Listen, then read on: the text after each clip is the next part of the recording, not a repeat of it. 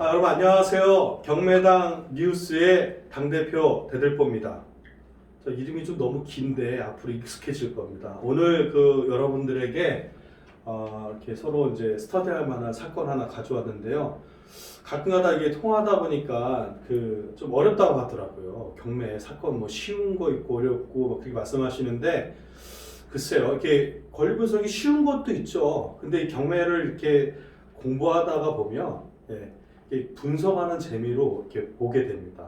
그런 모르는 거 아는 재미로 보게 되죠. 뭐 이 사건에 대해서는 어떤 내용이 좀 복잡하고 모르는 내용인지 한번 보도록 하겠습니다.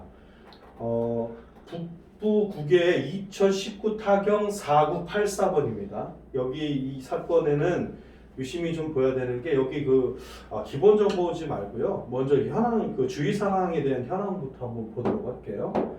여기에는 유치권자가 신고를 한 사건입니다. 유치권 신고가 있고요. 이제 같은 날짜에 이제 유치권 신고 내용 보면 이거 물건 접수 내역에 나오죠. 호경종합건설 주식회사로부터 유치권 신고가 있다. 공사대금은 3억에 대해서 화면이 커지면 자, 공사대금에 대해서는 3억에 대한 부분으로 지금 신고가 되어졌고요. 그리고 여기 보면 임차인 김효성이라는 사람이 여기 보면 좀 독특하죠. 이 사람이 뒤에 아래에 내려가다 이렇게 보면 대학력자인데 본인이 보정서에 보면 임차인의 지위 및 배당에 대해 모두 포기한다는 의견서를 제출했어요. 독특하죠. 제가 보기에는 임차인 지위 및 배당에 대한 포기한 거는 요게 독특한 내용이어서 여러분들한테 이따가 또 설명을 좀 드리도록 하겠습니다. 이거는 왜 했을까? 민법상에 대해서 아직 이 현장을 갖다 보거나 임차인에 대한 내용을 다 파악하진 않았거든요. 자, 한번 여기 물건 내용, 송달 내역은 한번 봤고요. 여러분들 여기 내용에 보면 임차인 현황에서 보면 김효성이라는 사람 아까 분명히 자기가 대학력자인데도 불구하고 배당 신청 자체 취소했다고 했잖아요. 이런 경우에 보면 보증금도 2억 5천으로 돼 있어요. 그리고 김명심이라는 사람도 이때 당시에 같은 상황으로 이렇게 보증금도 같은 이름으로 되어 있는데 이 둘과의 관계는 뭐 호수가 이렇게 다른데 같은 가족이지 않을까 이런 생각을 좀 해보기도 하고 아마 같은 쪽 사람이지 않을까 같은 날짜에 같이 신고했거든요. 그런데도 불구하고 김효성이라는 사람은 임차인으로서의 권리를 포기했다. 자, 이 상태에 한번 체크해 보시고 설명을 들어갈 겁니다. 그리고 이제 등기 권리에 대해서 보면 이 2019년 4월 24일 날 소유권 보존 등기를 했고 장동환이라는 채무자가 보존 등기를 했어요. 일반적인 유치권의 신축 건물에 등기되어지는 모습을 보면 이 채권자가 촉탁 등기에 의해서 먼저 건축물에 대한 보존 등기를 하는 경우가 대부분이에요. 자, 이 상태는 뭐냐면 요 은행도 좀 독특하고요. 건축에 대해서 보존 등기를 냈다. 그러니까 소위 말하면 사용 승인을 받았다고 하면 점유자들이 다 점유를 갖다가 뺐다가 사용 승인에 대한 허가를 받은 다음에 다시 점유를 해야 돼요. 그 말은 뭐냐?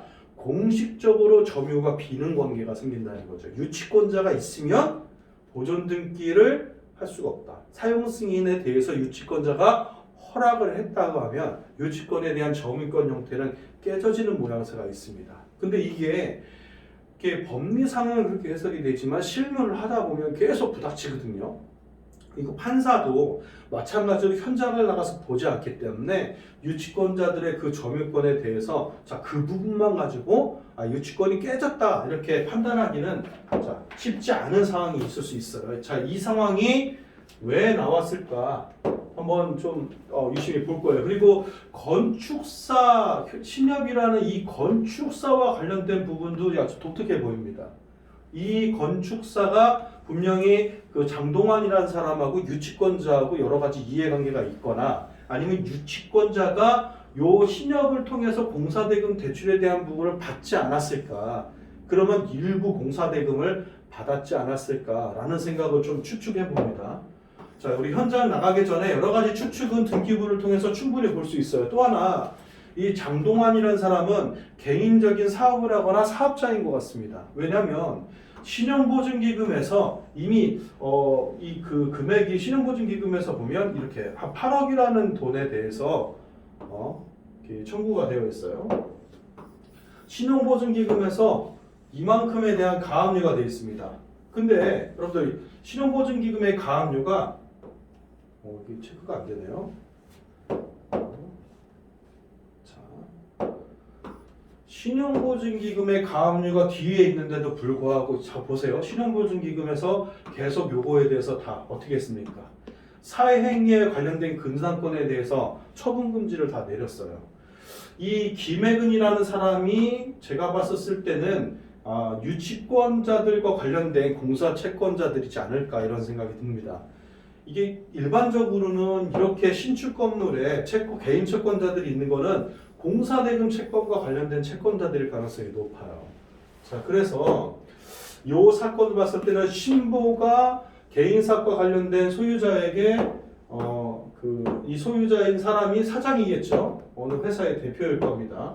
이 사람이 부동산에 대해서 자기가 이제 개발을 하기 위해서 부동산 개발하기 위해서 진 거에 대해서 돈을 좀 빌려오고 신용보증기금은 이 장동환이라는 개인에게 이런 그 채권 처분을 한 것 같아요. 일단 낙찰받는 사람 입장에서는 신용보증기금에 대한 부분은 문제가 없지만 이거를 왜 걸고 넘어지느냐? 유치권자는 채권자들과의 경합사건이에요. 자, 그러다 보니까 유치권자가 신보하고 부닥치게 될 겁니다. 그러면 이 신보는 배당액을 갖다가 넓게 받으려면 유치권이라는 문제를 해소시켜야 돼요. 그 말은 뭐냐? 이 현장에 유치권이라는 부분이 있다고 하면 가장 먼저 거론해야 될 것은 건축사 신협에서 유치권자하고 경합이 있을 거고요. 그 다음에는 신용보증기금에서 유치권과 경합이 있을 거예요. 자, 이런 부분도 현장에서 체크를 좀 하시면서 들어가셔야 되는데, 자, 여기서 독특한 내용이 아까 나왔던 부분이에요. 자, 뭐냐면 제가 보기에는 아직 확인은 안 했지만 김여성이라는 사람이 아까도 그 근상권 돼 있지만 공사 채권과 연루된 사람일 가능성이 높다. 그러면서도 불구하고 뭐를 했냐면 전입 신고를 했어요. 이런 경우들은 뭐냐? 유치권에 대해서 유치권자가 돈을 못 받다 보니까 채무자에게 구유치권에 대한 채권을 신보증금에 대한 채권으로 바뀐 케이스도 있습니다. 그러니까 유치권에 대한 돈을 갖다가 소유자가 주겠다. 차라리 그러면 네가 담보행위하기 위해서 혹은 유치권자가 자기가 내가 그냥 여기서 점유하면서 담보하기 위해서 보증금 채권에 대한 담보를 나한테 줘라. 그래서 이 보증금에 대한 채권을 아까 보니까 근저당권도 했고요. 자기가 보증금에 대한 부분도 있었습니다. 두 가지 경우가 있는데 요 채권, 공사대금에 대한 채권을 근저당 채권으로 바꾼 것처럼도 보여지고요. 두 번째는 이렇게 구채권을 갖다가 신채권의 보증금 채권으로 변환했을 경우, 만약에 유치권에 받을 게 있는데 이렇게 변환했을 경우 유치권은 인정되어지지 않습니다. 자, 이런 경우도 좀 체크를 해봐야 될 필요성이 있고요. 그리고 위에 보면 여기에 보면 효성이 점유했다는 내용은 없고요.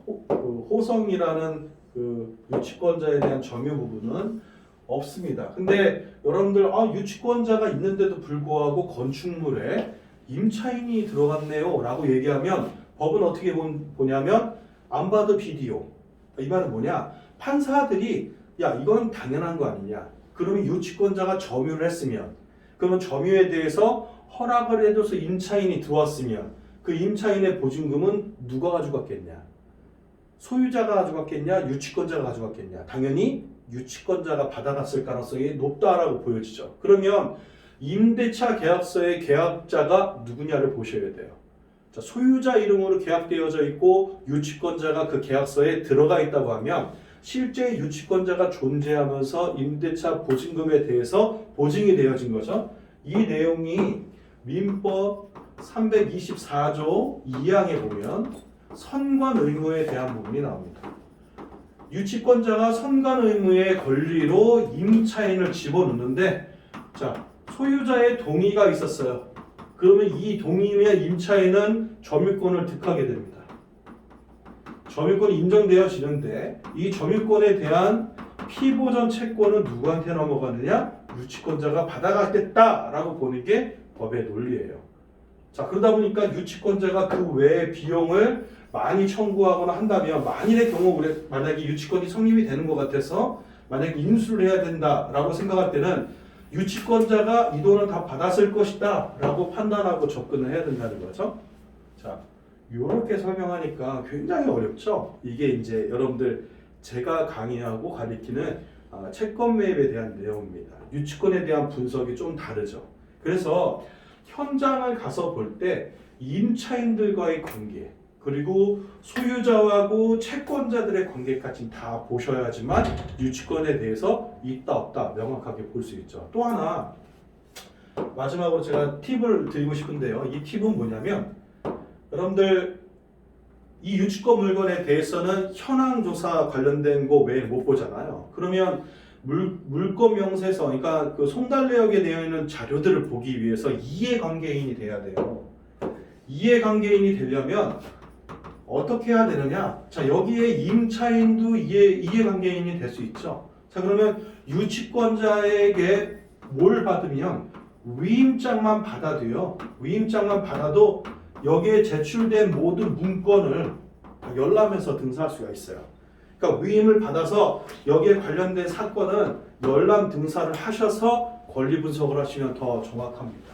그러면 아까 그 뭡니까 임차인이었던 사람이 왜 자기가 대항전자인데도 불구하고 배당에 대해서 포기를 했을까? 그거에 대한 의문점이 거기서 해결이 되지 않을까? 그리고 제가 봤을 때는 분명히 유치권자로서 본인이 유치권자로서 유치권 행사하다가 제가 보증금 채권으로 바꿨는데 나중에 이렇게 되다 보니까 보증금 채권으로 못 받을 것 같아요. 왜? 보증금 채권으로 뭐를 했냐? 보증금 채권으로 근저당권 설정을 했더니 근저당권을 했던 신보가 이걸 부인하는 가처분이 들어온 거예요. 너네 사회행위다. 가처분 들어오니까 이 보증금을 지켜야 되는 김효성이라는 사람은 뭘 다시 주장해야 되겠습니까? 다시 유치권을 주장해야 되는 입장이 될 수가 있어요. 자, 그럼 이 사람은 유치권자였다가 임차인이었다가 다시 유치권을 주장하는 형태의 모양새처럼 보여지는 거죠.